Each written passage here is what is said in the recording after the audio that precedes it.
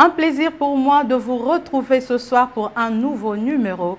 Fidèles téléspectateurs du magazine socio-chrétien Menuram, bonsoir et bienvenue. Pasteur Kwado, c'est les thèmes que nous exploitons aujourd'hui avec mon invité maison, le pasteur Chimgrace Kapoudrik, l'un des pasteurs assistants au centre évangélique La Résurrection. Soyez donc attentifs car nous serons bénis ce soir. Pasteur Chimgrace Kapoudrik, bonsoir. Bonsoir ma sœur. Bienvenue sur ces plateaux de Menuram. Merci beaucoup. Avec un thème qui cache beaucoup de choses. Oui, oui. C'est un thème mystère. Un thème mystère, mais très facile à comprendre. Mais ce soir, ce mystère sera dévoilé. Oui. Et je suis sûre et certaine que nous serons bénis. Oui, sûrement. Pasteur, prenons d'abord la parole de Dieu. Oui. Je propose 1 Samuel 15, du 24 au 27e verset. Ok. Je lis au nom de Jésus. Amen. Alors Saül dit à Samuel, « J'ai péché, car j'ai transgressé l'ordre de l'Éternel, et je n'ai pas obéi à tes paroles. Je craignais le peuple, et j'ai écouté sa voix. Maintenant, je te prie, pardonne mon péché, reviens avec moi, et je me prosternerai devant l'Éternel. » Samuel dit à Saül, « Je ne retournerai point avec toi, car tu as rejeté la parole de l'Éternel, et l'Éternel te rejette, afin que tu ne sois plus roi sur Israël. » Et comme Samuel s'est retourné pour s'en aller, Saül le saisit par le pan de son manteau, qui se déchira. Telle était la parole du Seigneur. Oui. Pasteur Kwado, est-ce un slogan? Est-ce le nom d'une personne? Nous allons le découvrir. Oui. Mais définissons d'abord concept par concept. Oui. Qui est un pasteur? C'est celui qui a la vocation, celui qui a l'appel. C'est qui? Un pasteur est une personne. Ok. C'est juste une personne qui exerce les fonctions de gestion et d'enseignement dans une communauté chrétienne. Ok. C'est-à-dire juste une personne. Mais je peux aller plus loin, c'est un peu comme aussi le guide spirituel de la communauté. Okay. C'est-à-dire celui qui donne la ligne, qui fixe quelle voie devrions-nous suivre. C'est le guide spirituel de la communauté. Déjà, si nous partons par le mot pasteur qui vient du latin pastor, qui veut dire berger. C'est-à-dire un pasteur, c'est celui qui a pour responsabilité de paître les brebis. C'est-à-dire de paître le troupeau du Seigneur. C'est celui-là qu'on appelle pasteur. C'est celui-là qu'on appelle pasteur. Oui. Comment on devient pasteur? Il faut juste faire la théologie, il faut faire des études donc en théologie, ou bien il faut recevoir l'appel des dieux. C'est par vocation, parce que de nos jours, nous voyons beaucoup de pasteurs. Si seulement tu peux prêcher la parole des dieux, ou tu peux même exhorter, même dans nos familles. Oui. Plusieurs sont devenus pasteurs. Oui. Mais qui vraiment est appelé pasteur? À dire vrai, nous ne pouvons pas fixer pour dire exactement, pour devenir pasteur, il faut telle théorie ou passer par telle école ou sinon être sous les mains de tels pasteurs ou responsables. Non. Mais pour devenir pasteur, prenons aujourd'hui, c'est celui qui a eu un appel divin. Okay. L'appel divin, on ne le discute pas. Lorsque l'Éternel appelle une personne, c'est l'Éternel qui l'a fait. Même ton pasteur titulaire, même ton responsable, il peut ne pas le vouloir, mais si Dieu t'établit, il t'appelle, tu ne discutes pas. Ou même Ok? ton père biologique. Même ou si ta c'est mère. ton père biologique, il ne peut pas dire non, na boy moussalana. Non. Je peux me souvenir, j'ai entendu une fois, vous avez reçu un pasteur ici, le pasteur Alex Matondo, Gédéon, que je salue en passant. Il a dit comment il est devenu pasteur. Ça me vient à l'esprit. Ça dit son père ne le voulait pas. Son père attendait qu'il fasse autre chose. Ok?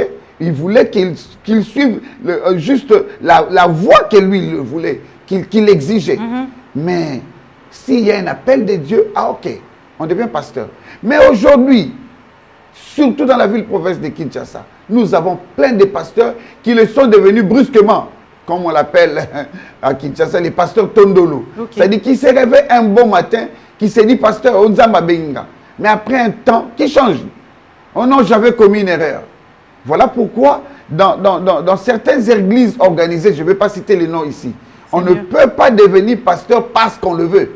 C'est-à-dire, si tu as un appel, oui, tu vas voir ton responsable et tu dois aller dans une école pastorale.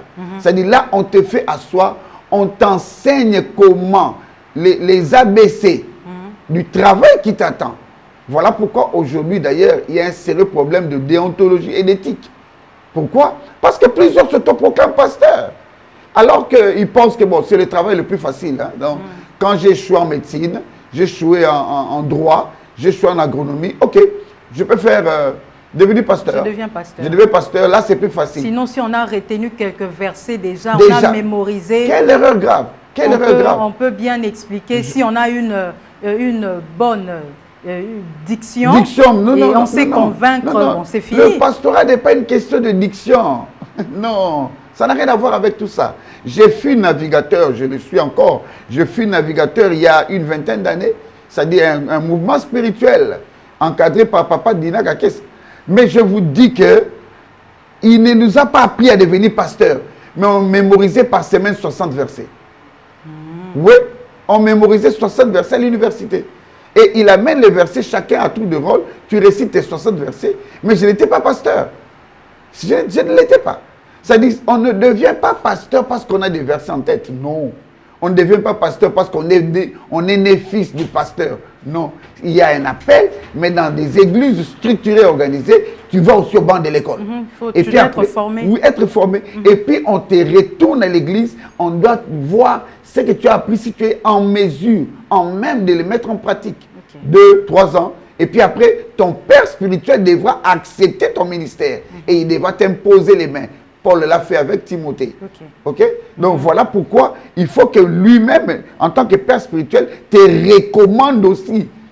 Voilà pourquoi nous disons qu'il n'y a pas une école précise, une ligne à suivre, mais ça dépend d'une église à une autre. S'il n'y a pas une ligne précise à suivre, ça dépend d'une église à une autre, nous avons compris, mais il y a quand même des critères. Oui. Quels sont les critères pour devenir pasteur? C'est pourquoi j'ai dit, 1, il faut qu'il y ait un appel. 2, tu dois aller... tu dois te faire enseigner. Mais toi, même Christ en tant que divin maître, le pasteur suprême, il est venu sur terre, mais il s'est mis au pied des docteurs. Ok, peu importe les connaissances que tu as. Peu importe, même si tu... Non, non, tu te mets au pied. Être enseigné. Au pied d'un père, tu dois être enseigné. 3, au besoin, avoir un diplôme pour ça. Il faut que tu ailles au-delà de l'enseignement de ton père.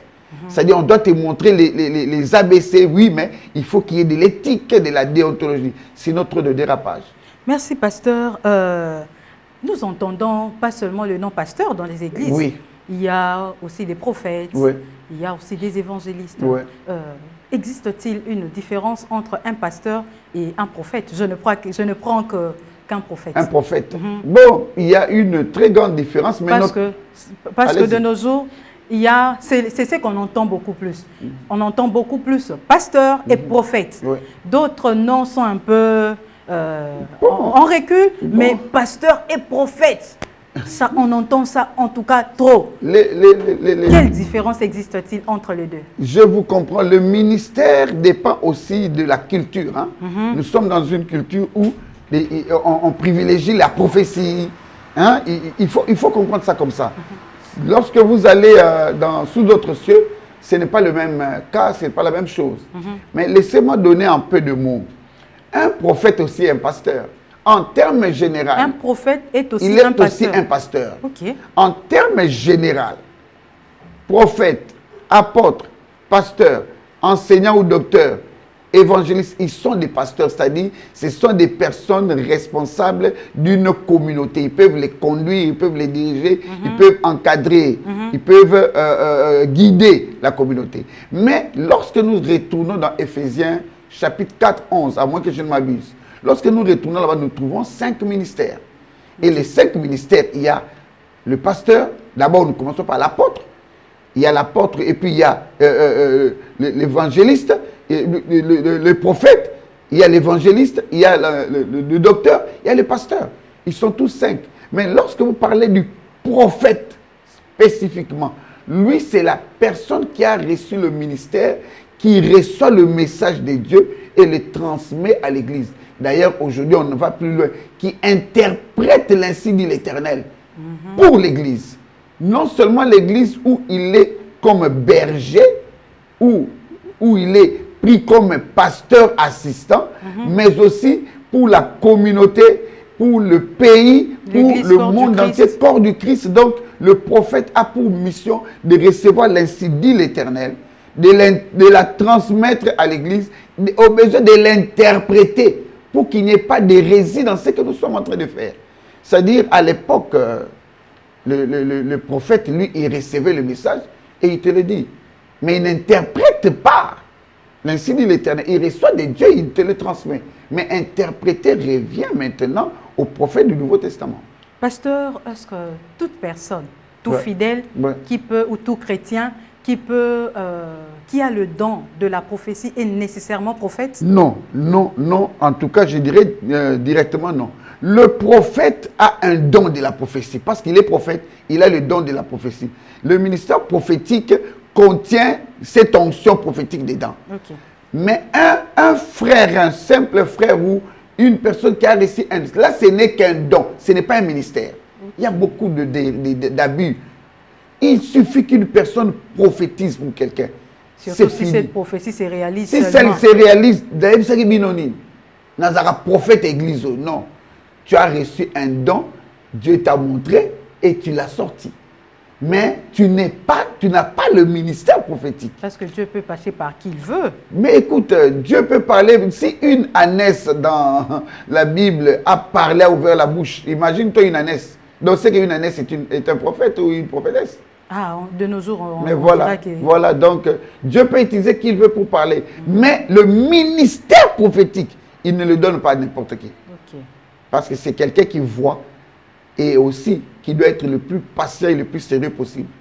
Ok, nous comprenons que avoir un don est très différent. Est différent d'avoir le ministère prophétique. Des ministères prophétiques. Exact. Donc, celui qui a le ministère prophétique, c'est lui qui est appelé prophète. Pour faire prophète, c'est-à-dire celui qui a le ministère prophétique, il est aussi berger d'office, parce qu'il a un ministère. Mais celui qui a un don de la prophétie, il n'est pas berger. Ne prends pas ton don de la prophétie pour créer une église. Tu vas te cogner au mur. Tu vas faire des consultations prophétiques et puis tu commences à demander... Parce que nous voyons des prophètes à la radio, à la télé, Zimbabwe, Salaboye, hérésie, mais on n'a pas besoin de parler de ça ici. Pasteur, peut-on être à la fois pasteur et prophète ou pasteur évangéliste ou aussi on peut avoir les 5 ministères à la fois? Non mais écoutez, Dieu peut faire grâce à qui il veut. Je l'ai toujours dit. Regardez une personne comme Paul, qui avait presque tous les dons là et qui les exerçait. Et qui peut empêcher à Dieu de faire en sorte que tu sois un pasteur, mais tu es un grand docteur de la parole. Que tu sois docteur de la parole, mais tu as établi des églises, tu as fondé des églises par-ci, par-là. Donc tu es un apôtre. Donc l'Éternel peut utiliser une personne. Je vois aujourd'hui, j'entends dire souvent à la télé, « Hey, allongé pasteur a commis prophète ». Donc, comment tu peux virer du pasteur et puis tu deviens prophète et puis allongé prophète a commis apôtre? Tu es allongé. Si l'Éternel appelle à cela, il peut l'exercer. Il ne faut pas créer des problèmes là où il n'y en a pas. Il ne faut pas créer de problème. C'est-à-dire, tu ne verras pas demain, pasteur Tim. Oh, pasteur Tim, on est vraiment comme un docteur. Mais si j'ai un ministère d'enseignant, mais pourquoi je vais m'en empêcher si l'Éternel m'appelle à enseigner? Alors que ça ne te frustre pas. Demande à Dieu, Seigneur, pourquoi il était pasteur? On m'a établi pasteur dans mon église, au centre évangélique de la résurrection, par mon père spirituel, Dadi Domingo Ekabuya. Il m'a dit, toi tu es pasteur, il a prié pour moi. Mais ça n'empêche pas que si l'Éternel veut faire de moi un docteur, que je sois docteur. Okay. Ça, c'est Dieu. Pasteur, hiérarchiquement, qui est plus haut placé dans tous ces ministères? Est-ce un pasteur qui est plus élevé? Est-ce un apôtre? Donc, il n'y a pas une logique hiérarchique. Ce sont des débats obsolètes. Mais à dire vrai, c'est l'apôtre. C'est d'abord l'apôtre parce que lui, il doit établir l'Église. À dire vrai. Ça, c'est selon vous ou... Je vous dis, allez consulter les autres. D'accord. C'est l'apôtre qui établit l'Église. Et après les autres. Je ne vais pas aller dans des polémiques inutiles. Pasteur, vous avez frôlé une chose. Ouais, vous avez dit que l'apôtre, il établit, il implante les églises. Okay. Vous avez aussi dit que le pasteur, c'est un brebis. Oui. Un berger plutôt. Vous avez dit que c'est un berger, mais l'évangéliste, vous ne nous avez pas dit il est qui, il fait quoi? Si. Le docteur, vous avez dit, il enseigne. Le prophète, c'est quoi? L'évangéliste a la responsabilité de la propagation de l'évangile. C'est-à-dire, il est appelé à propager l'évangile. Il n'a pas un autre message. Vous verrez. Renard Bonke, par exemple, pour ne citer que lui, vous ne le verrez pas venir prêcher. Non, je suis venu pour vous dire, tel que vous êtes là, il y a 4 points à relever dans la marche avec Dieu. Pour marcher avec Dieu, voici le premier point. Non, il ne perdra pas son temps pour ça. C'est un évangéliste international. Il vient pour vous dire que Jésus-Christ est Seigneur. Rachetez le temps quand les jours sont mauvais et répondez-vous. Il vous appelle au salut. Il vous appelle au salut. Donc c'est un gagneur d'âme. C'est un gagneur d'âme et il y reste et il martèle son message de temps en temps. Il ne revient que sur ça. Même s'il prêchait sur les offrandes. Peu importe. Même s'il parle des offrandes. L'appel au salut. J'ai fait la remarque à un de mes jeunes frères que je peux aussi saluer si vous me le permettez. Allez-y. C'est Jessie, le frère, l'évangéliste Jessie Taloud. C'est un bon frère. On lui donne de faire les offrandes. Il prend une quinzaine de minutes pour les offrandes. Mais je vous dis, dans les 15 minutes, il a pris plus ou moins 10 minutes à ne parler que de Christ. Oh, mais je lui dis après, mon cher frère, même si on était évangéliste, tu parlais des offrandes. Mais Jésus-Christ est Seigneur. Jésus-Christ a dit, oh papa, présente-nous pourquoi nous voulons offrir. Vraiment. Donc c'est ça les évangélistes. Dans leur esprit, ça bouillonne, ça bouillonne que tu comprennes que Jésus est Dieu. Si tu ne veux pas, alors change d'avis. Okay. Et le docteur, c'est un enseignant. Donc l'apôtre, il établit. Le prophète, il reçoit la vision de l'Éternel. Et puis bon, le pasteur, c'est le berger. C'est lui qui encadre. Il y a un frère, un bien-aimé qui m'a fait rire il y a des années.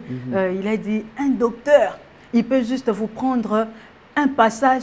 Vous lisez, par exemple, le passage de Au commencement, Dieu créa. Il peut dire, ou soit au commencement, Dieu, il peut juste s'arrêter là. Et vous faire tout un séminaire juste avec au commencement. Au commencement. Ça, c'est un docteur. Bon, en tout cas, il m'avait fait rire. Non, il y a des grâces comme ça. Je prends mon feu pasteur, Jacques Verneau. Nous, on l'appelait Coco Verneau, parce qu'il est le père de mon père. Okay. En fait, Jacques Verneau, il pouvait nous garder à l'église pendant 6 mois. Il ne parle que d'un verset. Il ne change pas, mais chaque dimanche, il donne un message différent du dimanche précédent. Okay. Mais il n'était pas docteur. Ou sinon, il l'était, mais il ne le disait pas. Donc, il avait cette grâce, il avait ce don, il avait ce ministère. C'est ça. Merci, nous avons compris. Pasteur Kouado, on venait de parler du pasteur. Pasteur, maintenant, c'est quoi ou c'est qui? Je ne sais pas, Kouado, là, c'est une personne. C'est une chose. Je ne sais pas Kouado. Au fait. C'est quoi Kouado? Parce que je ne sais même pas dire c'est qui ou c'est quoi. Bon, Kouado. Lorsqu'on parle de Kouado, expliquez-nous un peu qu'est-ce que signifie il y a plusieurs significations pour ce contexte, pour ce concept. Il y a plusieurs significations. Mais je vais prendre la signification que j'ai retenue. Kouado en français. C'est-à-dire, le dictionnaire français nous dit, le mot Kouado est principalement utilisé en français congolais, donc de la RDC. Donc c'est comme un terme emprunté à la langue congolaise, donc au lingala. Empreinte Kouado. Et il est dans le dictionnaire. Qu'est-ce que ça veut dire? Ça désigne un ouvrier de réparation des pneus. Donc, qui dit parler de Kouado dit de parler d'une personne ou un ouvrier qui répare le pneu. Mais dans son sens figuré, le mot Kouado pourrait être utilisé de manière figurative pour désigner une personne ou une chose qui a une fonction de réparation ou de restauration. Donc, lorsqu'on dit que celui-là, c'est un quado, c'est-à-dire qu'il a la fonction de réparation et de restauration. Ok. Donc, lorsque nous disons quado, nous voyons cette personne-là à Kinshasa qui se met au coin, dans un coin bien précis, avec son matériel, pour faire quoi? Pour réparer les pneus.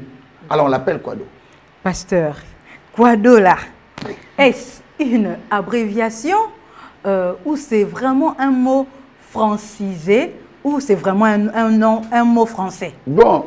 Quelle est son origine? Si c'était un mot anglais, on allait dire que c'est un anglicisme. Hein? C'est-à-dire, je ne sais pas s'il faut parler de lingalaicisme. Pour ceux qui ne comprennent... c'est dans un français lingalisé. Lingalisé, ok. Donc, un quado, c'est un mot français emprunté à la langue française de Kinshasa. Donc, c'est la langue, le français de Kinshasa qui a donné, qui a prêté ce concept de quado et qui est entré dans le dictionnaire qu'on utilise aujourd'hui. Ok. Ouais. Pasteur, quado. En tout cas, comprenez-moi aujourd'hui. Allez-y, déjà, allez-y. pasteur quado, là, ça m'est tapé en tout cas. Sur les nerfs. Je me disais, qu'est-ce que le pasteur veut nous apporter? Quado, c'est la personne qui répare les pneus ou c'est les lieux où on répare les pneus là? Qui est quado? Je l'ai dit même quand j'ai parlé de frère Pigeon. C'est-à-dire, lorsqu'on parle de pasteur quado ou qu'on dit quado, quado peut-être, c'est la personne réparateur qu'on appelle le quado. C'est cette personne qu'on appelle quado. C'est cette personne qu'on répare. Et son établissement. Son établissement est confondu à lui. C'est-à-dire, quand tu dis, quado, on dit, c'est-à-dire, lui et son établissement portent le même nom. Mais à dire vrai, c'est lui le réparateur qui est le quado. Pasteur, j'ai lu quelque part. Parce que moi aussi, j'ai fait des recherches. Quand j'ai vu pasteur quado, moi j'ai dit non, en tout cas, moi aussi, je dois faire des recherches. J'ai lu quelque part, on a dit à Kinshasa, avant l'indépendance, sur l'avenue Tombert de Tabora, l'actuel Tombalbaye, vers l'hôpital général de Kinshasa, l'ex-Mama Emo, on a dit qu'il existait une maison de commerce appartenant à messieurs Kirst et Coadon. Donc, les deux messieurs, ils avaient une maison dénommée la maison de pneus. L'activité principale de cette dernière était l'importation, la vente et la réparation des pneus. Et comme ils étaient les seuls pratiquants de ces métiers, à l'époque, tout le monde qui avait un problème de pneus disait que je vais chez monsieur Coadon. Et avec défaut de prononciation, les gens disaient quado au lieu de coadon. Et votre avis plutôt, pasteur? J'ai toujours dit une chose. J'ai vu de tels propos pour plusieurs éléments ici à Kinshasa. Non, mais parce que Moutalibosa bega qui tu vois? Alors, je ne sais pas dire non. Je ne sais pas infirmer ou confirmer cela.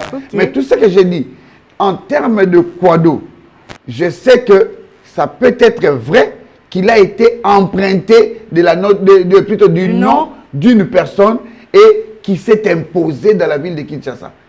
Il y a plusieurs concepts pareils. Il y en a, en tout cas, je connais plusieurs concepts tirés d'une mauvaise prononciation et qui est resté comme ça. Donc, vous n'affirmez pas. Je n'affirme pas et je n'infirme pas. Vous ne rejetez pas. Je ne rejette pas. Plusieurs personnes peuvent dire oui, mais on peut aussi dire non parce qu'il faut des preuves. On va chercher les anciens, ils sont encore là, les anciens. Est-ce que d'abord nous étions déjà là? Nous allons les chercher. En tout cas, pasteur, dans quel coin à Kinshasa on peut retrouver les quados? Donc, quelle est la localisation précise des quados à Kinshasa? Non. En tout cas, dire exactement qu'on retrouverait à tel emplacement serait incorrect. Il n'y a pas une, je pourrais dire, une grande maison peut-être des quados? Non. Un carrefour de quados? Non, il n'y a pas de carrefour de quados. Les quados, on les retrouve partout dans la ville de Kinshasa. Mais prenons sur le boulevard. Dans quel coin? Sur le boulevard, tu ne le vois pas. Ça, pasteur. Dans quel coin? En ville? Là où il y a, non, en ville, non. Là où il y a des carrefours, par exemple, dans la cité, à Lemba. Tu ne manqueras pas de cadeaux entre Super et Terminus. Parce qu'il y a plusieurs carrefours. Tu ne manqueras pas de cadeaux, par exemple, entre sous-région et le marché Tomba. D'ailleurs, devant le marché Tomba, il y en a 2 ou 3. C'est-à-dire, parce qu'on vend des pneus à proximité, alors il doit y avoir quelqu'un qui a placé déjà son matériel à côté. Au cas où vous avez des sérieux problèmes de pneus, vous le contactez. S'il ne sait pas arranger, alors vous achetez. Les quados, ils sont toujours dans des coins un peu bizarres. Un peu reculés. Peut-être à côté d'une rivière. Et un peu reculés. Vous le verrez, à côté, il y a un peu d'arbres là. Il est là. Donc, dans un coin un peu négligé. Un ami m'a dit... Sur le boulevard, on voit qu'on ne trouve pas de quados. Non, on ne peut pas trouver le quado sur un boulevard. C'est un tout petit peu sale quand même. J'ai un ami qui dit ceci. Il me dit, pasteur, j'ai comme l'impression que nos problèmes de pneus, ce sont les quados qui les créent. Comment ça? Alors pour faire des blagues pareilles, ils ne viendront pas les faire sur le boulevard. Non mais j'ai dit, on le retrouve très souvent dans la cité. Et généralement quand tu as un problème, crevaison ou quoi, les quados ils ne sont pas loin. Ils sont pas loin. C'est pourquoi l'ami m'a dit que sûrement ils ont bango. Mais bon, il ne faut pas les accuser. Pour une meilleure compréhension, le quado, il travaille comme quado, mais beaucoup plus à Kinshasa. Non. À l'étranger, tu as un problème de pneus, tu vas aller à une maison comme chez M. Quadon. Oui, Coadon. Oui. Ok, tu vas aller à une maison. Tu ne vas pas aller à un coin là où un monsieur avec une petite machine, il sait de se débrouiller. Non. Tu vas aller par exemple, sans pour autant vouloir les citer, chez Sosimat. Ok? Oui, là on arrange les pneus, on arrange les véhicules. Là c'est normal. Mais chez nous ici, non. Et puis les quados sont indispensables aussi pour maintenir les pneus. Hein. Sinon, s'ils ne sont pas là, tu ne roules pas. Ok. Donc le quado, ils ont pour rôle la réparation. La réparation des pneus. Juste la réparation. Oui, la réparation des pneus. Et puis ils peuvent aussi améliorer, fabriquer. Ils mélangent, ils prennent chambre à air à gauche et tel, comment on appelle ça, jante à droite. Et puis l'entretien aussi. Entretien, oui. Mais pas très souvent. C'est difficile que le Congolais amène son pneu à l'entretien chez un quado. À l'entretien, en somme, ok. Congolais amène l'entretien. C'est pourquoi d'ailleurs cette émission. D'accord, pasteur. L'activité principale d'un quado, vous venez de le dire que c'est la réparation des pneus. Donc nous comprenons que sans les pneus, le quado n'existe pas. Le quado ne peut pas travailler. Ouais. Alors, parlons un peu de pneus. C'est quoi un pneu? Un pneu est un élément essentiel d'un véhicule. Un pneu, il est fait de caoutchouc et de beaucoup d'autres matériels et il est fixé à la jante de la roue. Il permet au véhicule de rouler. C'est-à-dire, on peut poser le pneu, le véhicule ici. S'il n'y a pas de pneu, le véhicule ne roule pas. Il n'avancera pas. Voilà pourquoi, lorsque nous voulons parler de pneus, nous disons à quoi ça sert le pneu. Ok. Alors, allez-y, pasteur. Le pneu sert à l'adhérence du véhicule. C'est-à-dire, la voiture qui roule sans pneu, elle bondira. Elle bondira sur le macadam. Voilà pourquoi il faut qu'il y ait un pneu afin que le véhicule adhère au macadam. Okay. C'est le pneu qui retient le véhicule sur le macadam et qui le fait rouler. Deuxièmement, à l'amortissement, c'est-à-dire il absorbe les chocs. Quand la voiture est en train de rouler, même s'il y a quelques défauts de nivellation du macadam, mais avec le pneu, le choc est amorti. Okay. C'est-à-dire le pneu sert à amortir le choc. Alors que toi, tu es dans le véhicule, tu ne le sens même pas. Mais lui, il maintient le véhicule et il amortit le véhicule. Troisièmement, il tient à la tenue de la roue. Donc, la tenue de la roue, je veux dire, il améliore la stabilité du véhicule. Pour que le véhicule soit stable sur le macadam, il faut qu'il y ait un pneu. Okay. S'il y a un seul pneu qui est dégonflé, le chauffeur ou le conducteur, il vous dira déjà d'avance qu'il n'y a qu'un volant kilo. Mais quel est le rapport entre le volant et le pneu? Vraiment.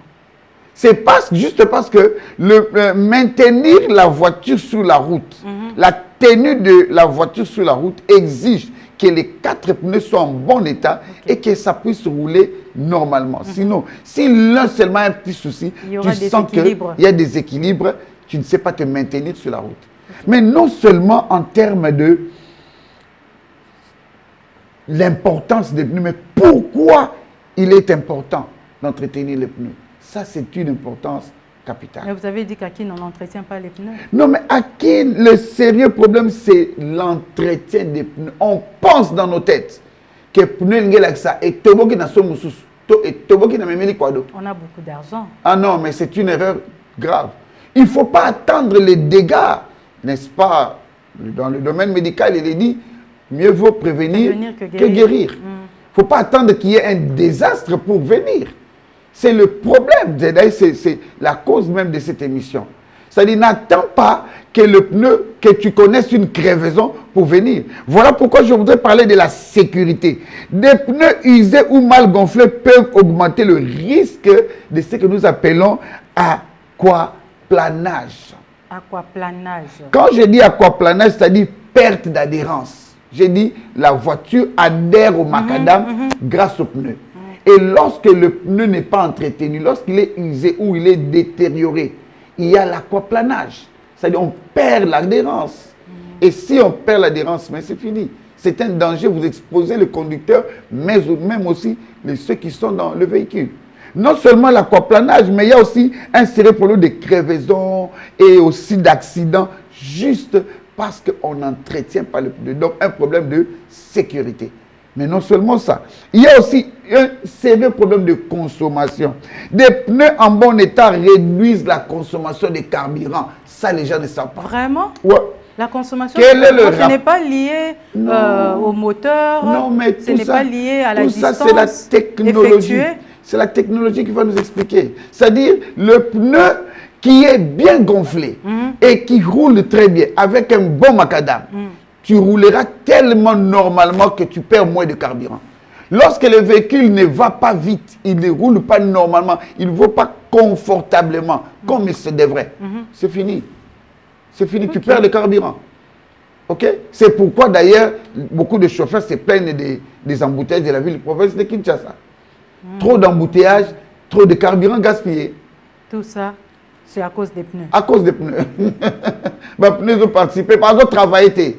Il faut que ça roule et que ça aille vite et puis ça permet que les carburants soient quand même conservés. Okay. Troisième élément, durée de vie. Un entretien régulier prolonge la durée de vie des pneus. Qui dit prolonger la durée de vie des pneus? Ça veut dire prolonger la durée de vie de ton véhicule. Voilà. Donc, pasteur, si on comprend bien, vous savez que moi, en tout cas, c'est aujourd'hui que j'apprends. Oui. Moi, je sais que la durée de vie d'un véhicule ou alors même la consommation de carburant correspond à la qualité du moteur. Oui. Mais aujourd'hui, j'apprends qu'en dehors du moteur, il y a un autre élément supplémentaire que nous ignorons, c'est les pneus. Oui. Si les pneus n'est pas en bon état, donc tu es en train de détériorer beaucoup de choses dans ton véhicule. C'est-à-dire, lorsque le moteur est fabriqué, il n'est pas fabriqué seulement parce que tout est en train de fonctionner avec, comment on appelle ça? C'est-à-dire, tout participe, quoi. Tout participe, c'est un esprit d'associativité. Okay. Tout participe pour que le véhicule roule confortablement. Et s'il y a un de ces points qui devrait participer à cet élément-là, n'intervient pas, c'est fini. Tu endommages. Pasteur Kouado, pasteur, il y a encore beaucoup de choses à dire. Oui. Mais vous savez que la télé, c'est le temps. Hein. My God. Déjà. Nous allons nous arrêter d'ici là, Okay. mais nous prenons une question d'actualité. Et j'aimerais, avant de prendre la question d'actualité, je vous demande d'abord si vous allez accepter que pour ce thème, qu'on s'arrête ici ce soir et qu'on se donne rendez-vous prochainement pour la suite de ces thèmes qui nous laissent en tout cas avec une soif. Je pensais parler déjà du pasteur Kouado qu'il est. Non, faute de temps, si on touche les pasteurs Kouado, on ne va pas finir. D'accord, je suis d'accord. Accepter de revenir prochainement, parce qu'on a défini juste pasteur, on a parlé du Kouado. Mais le pasteur Kouado là, on ne sait pas si c'est une pierre que vous lancez à quelqu'un, si c'est une personne, si c'est vous-même, pasteur Kouado, on ne sait pas. Donc, acceptez de revenir prochainement pour qu'on parle du pasteur Kouado. Pas de problème. Mais prenons d'abord la question d'actualité, pasteur. Nous sommes en début du mois de septembre. Oui. La rentrée a eu lieu lundi. Pasteur, quel est votre point de vue? On parle de... On entend tout le monde, on parle de la levée de la mesure de la gratuité. Okay. Et je ne sais pas, vous aussi, vous avez entendu cela. J'ai entendu parler de cela. Vous avez entendu parler de cela. Et quel est votre avis? Vous êtes d'avis qu'on suspende, qu'on enlève cette mesure, ou vous n'êtes pas d'avis, vous voulez qu'on continue avec cette allure, dans cette allure de la gratuité de l'enseignement? Merci pour cette belle question. C'est une préoccupation nationale. Hein. Okay. C'est une préoccupation nationale. Je dirais ceci, hein, ça c'est à mon humble avis. J'ai toujours dit que nous avons un sérieux problème au Congo, en République démocratique du Congo. C'est le problème que moi je présente souvent. C'est partout où je vais. Je le dis toujours, les mesures d'accompagnement. C'est-à-dire, au Congo, il y a beaucoup de décisions. Mais les mesures d'accompagnement sont tellement moindres que nous finissons toujours par nous fâcher contre ce qui a été pris comme décision. Okay. On a décidé qu'il y ait gratuité d'enseignement. Quelles sont les mesures qui ont accompagné cette gratuité? Est-ce qu'il y a eu l'évaluation de ces mesures-là? Est-ce qu'ils ont atteint leur objectif ou pas? Le président avait même promis qu'ils vont élargir, parce que ce n'était pas toute la gratuité, je crois que c'est l'école primaire. Hein. L'école maternelle, ce n'est pas gratuit. Le président avait promis qu'on va élargir. Et peut-être même aller jusqu'à l'humanité. Pourquoi pas l'université? Mais pourquoi on n'a pas réussi à aller à l'école maternelle, et puis à l'école secondaire, et puis à l'université? Pourquoi? Qu'est-ce qui n'a pas tenu? Bon, qu'est-ce qui les motiverait aujourd'hui d'élaguer cette proposition, de retirer? Et quelle serait la réaction des parents en ce temps critique où le gouvernement est déjà asphyxié par des problèmes? Pour moi, à mon humble avis, ce n'est pas important de changer d'avis maintenant. Laissez les parents tranquilles. Sinon, vous ajoutez une tension supplémentaire sur une situation qui est déjà perturbée.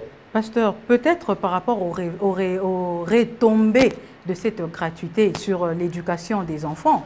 Vous savez que depuis que la gratuité est venue, dans certaines écoles, les enfants, l'éducation n'est plus comme avant, quand les parents payaient.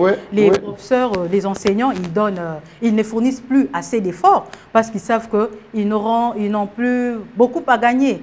C'est peut-être pas à cause de retombées qu'on veut retirer cette mesure. Non, mais pourquoi pas le gouvernement se mettrait à contourner cette difficulté?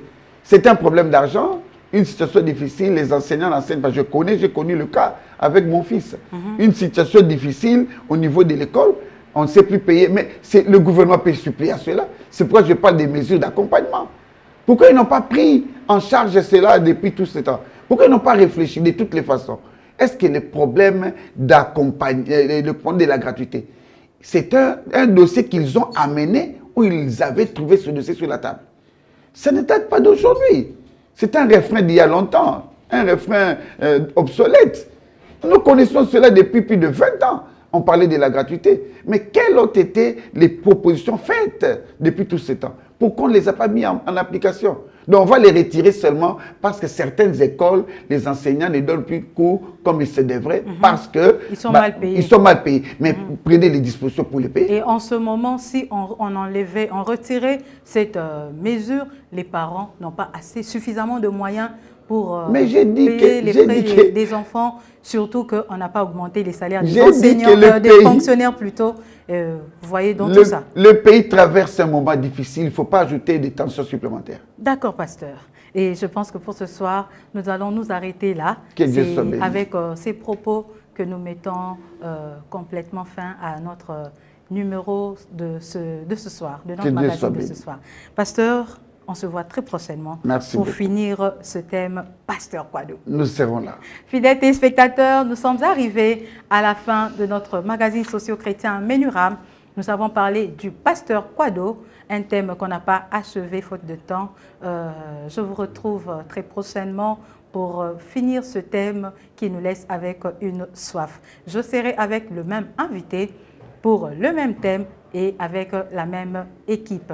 Mais avant de nous quitter, laissez-moi dire merci à mon équipe technique qui est toujours là, qui abat un grand travail afin que nous arrivions chez vous. Il y a mon réalisateur Aristote Diasilwa, il y a aussi Fondé Mon Cœur, Ngwaoula et Rodrigue Bidika qui sont toujours là pour abattre ce grand travail. Salutations spéciales à Divine Bunga pour la coiffure. Merci beaucoup à toi et salutations à toi.